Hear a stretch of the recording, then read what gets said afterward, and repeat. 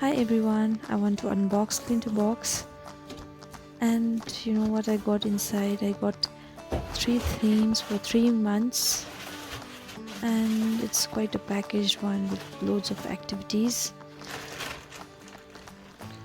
When I opened it, I found 2 activity books. One was mostly with the sticker sheet, as you can see it, and the other one was with lots of pictures, colorful pictures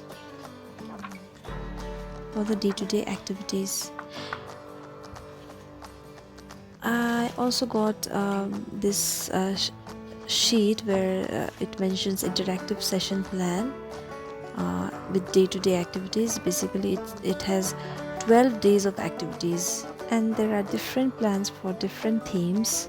And the other sheet mentions about the materials that we get. Basically, I'm going to open a day of a material. Uh,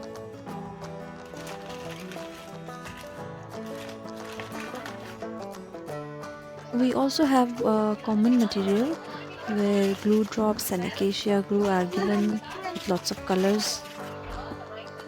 I hope you enjoyed. Next time I'm going to give you a review on theme based, which is jungle adventure. Like and comment and subscribe. Bye.